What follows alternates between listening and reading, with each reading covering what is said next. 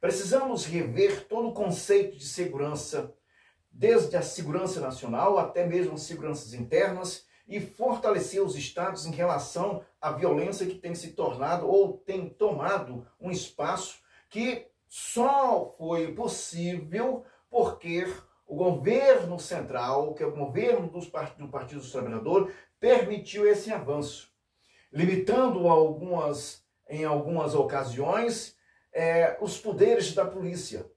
As polícias hoje elas têm que ser fortalecidas para que possa defender o cidadão, defender aqueles que estão sendo vítimas da violência dessas pessoas, desse crime, desses grupos que com certeza são terroristas. Qualquer ato em que se impõe uma ação de obrigação é terror. Desde você não pode sair, você não pode fazer isso, regras que não se encontram hoje estabelecidas dentro da nossa Constituição. Eu falo Constituição porque essa é a menos usada hoje, a menos usada. E quando ela é de fato posta em uso, como é o caso do Rio de Janeiro, que nós temos que dar nosso crédito a esse governador, Cláudio Castro, porque ele está dentro da lei. Ele tem usado suas atribuições como governador para fazer aquilo que é correto, aquilo que é justo, aquilo que o governo e o Estado têm que oferecer, que é a segurança do livre acesso àquele cidadão de bem. Não precisamos mencionar que crime é crime. E não é possível que as pessoas estejam tão envolvidas ou que se acostumaram à opressão do crime organizado a ponto de defendê-los. Se é uma obrigação, ou se estão sendo obrigados, aproveite a oportunidade e fortaleça as polícias em termos de apoio. As polícias hoje precisam de todo o apoio possível. Esse apoio não vem de forma nenhuma ou jamais virá do governo dos trabalhadores ou governo poder central.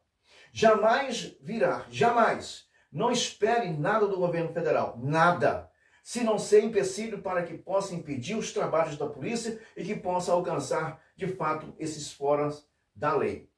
A lei, conforme o artigo 5º, inciso 53 da nossa Constituição, a lei só considera crime inafiançável e insuscetível a perdão e a anistia os crimes de tortura. É o que nós temos visto em relação a esses crimes organizados que torturam as pessoas, que tortura de todas as modas, todas as modas e todas as formas, desde a física à psicológica. Temos também o tráfico de entorpecentes e drogas. E por fim, nós temos o terrorismo e nós temos aqueles que chamam de crime hediondos e que são responsáveis, serão ou são responsáveis os executores, os mandantes e aqueles que tinham o poder para evitá-los se omitir. Tudo isso está comprometendo o governo federal, que é justamente aquele que deveria ser o braço forte do lado do povo de bem. Pelo contrário, se omite em relação às condições e execução do que nós estamos aqui falando do artigo 5 do inciso 53 da nossa Constituição. O governo federal está sendo omisso como foi com o governo do Estado do Rio de Janeiro. Alguns governadores hoje, é lamentável a gente falar isso, mas nós temos visto que alguns governadores precisam se alinhar a esse raciocínio lógico, direto e objetivo que tem ocorrido no Rio de Janeiro. Não precisamos agora, nós temos um mal maior, e não precisamos agora falarmos sobre políticas ou sucessões de governos, de prefeitos, ou mesmo candidatos a vereadores, deputados estadual, federal, senadores.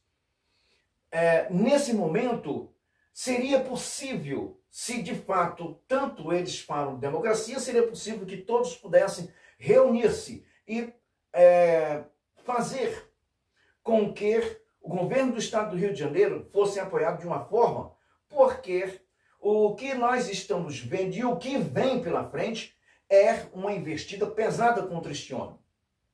Não é possível que, durante esse período de tempo, as pessoas que ouviram o governo federal falar de tanto sobre democracia, deparam-se agora com algo que ele está protegendo.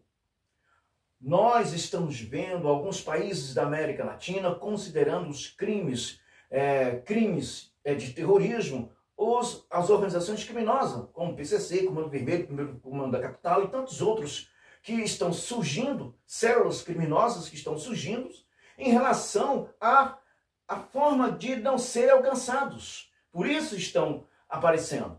Então é preciso que as polícias de todos os estados, e com isso fazer com que algumas pessoas que se encontram também nas polícias possam essas serem o quê? Expulsas, possam ser excluídas, para que não possam contaminar os bons policiais. O Estado do Rio de Janeiro tem feito um excelente trabalho, assim como outros estados têm feito o seu trabalho, com muita dificuldade, com muito empecilho, da parte daqueles que têm com o instrumento na mão para poderem fazer o que bem quer, o que bem entende. O Brasil mergulhou numa condição horrorosa. O terror está em todos os lugares. Não é possível que isso possa dar continuidade. Não é possível que isso possa ir à frente, porque o Estado tem todos os instrumentos para que possam liquidar, aniquilar de vez o crime organizado. É preciso pôr isso em prática. É preciso que possam sim ser feito. Mas nós estamos assistindo que o Congresso Nacional é omisso também e se enquadra como cúmplice do artigo 5, inciso 53 da nossa Constituição. O artigo 54 da nossa Constituição é crime inafiançável grupos armados, civis ou militares que afrontam o Estado Democrático de Direito. Então nós estamos vendo que em todos os lugares nós estamos encontrando pessoas armadas e de fuzil, abatendo de forma injusta, atirando de forma injusta em policial. Esses policiais, eles têm que ser assistidos de uma forma que o Estado possa sim descriminalizar qualquer ato do Estado em relação ao bandido. Não pode tornar um ato de resposta das polícias militares como crime aquele a qual de injusta causa atirou no policial. O policial, ele tem que ser valorizado de todas as maneiras. Ele precisa dessa proteção. Ele precisa dessa força do Estado. E nós estamos somente encontrando isso no Estado do Rio de Janeiro. Não é possível que os outros estados possam ficar omissos a tanta violência que está acontecendo. Nós encontramos essa COP30 aqui, que ocorreu no Brasil, onde o Comando Vermelho, na capital desse governador, que é um filhote dessa política imunda que nós estamos habituados às notícias, habituados a ouvir governadores, a ouvir políticos fazerem vista grossa a real situação. Teve no Pará um vereador que teve a sua academia fechada por ordem do crime organizado. E não se fala sobre isso, não há como atacá-los, o crime organizado, não há como alcançá-los, mas fica essa mentira, essa discrepância entre a verdade e a ação real. É uma discrepância, isso é absurdo que nós estamos vendo hoje no Brasil. É só no Pará? Não, o estado do Nordeste é hoje um estado dominado pelo crime organizado, onde esse partido que hoje se encontra no poder, ele se encontra, tem organização criminosa. Os crimes, furto, roubo, desvio, nós estamos sendo assaltados constantemente. Nem chegamos a mencionar algumas empresas estatais, mas essas já foram para o brejo. Não sabemos como isso está acontecendo, como estão se metendo. Mas os Correios precisam, daqui a 15 ou 20 dias, de alguns milhões de reais para sanar suas dívidas. Como se no governo anterior teve um superávit. Essas condições a que eu acabei me referindo, ela faz com que ela, aliás, não, ela é obrigado, essa organização que se instalou no Brasil, ela é obrigado a fazer com que apresente as suas falsas ideias ou suas falsas formas de movimentos, ignorando completamente, porque como a mente é sintomática, então as pessoas vão dando boas informações, então vamos esquecendo a real situação que está ocorrendo por trás, que é o que eles querem esconder, é o que eles querem. Então nós estamos assistindo essas pessoas fazerem esse tipo de pronunciamento que é curto, é mentira. O Brasil hoje, para que venhamos sair dessa situação, temos que nos desligar, separar completamente da forma em que esse governo se apresenta e buscar as formas, as causas. As formas e as causas. A causa é que o Brasil mergulhou-se na corrupção e na violência, e o crime organizado tem sim alterado todo o sistema, tem afrontado o Estado, tem afrontado as organizações de segurança, e isso não é possível que isso possa acontecer.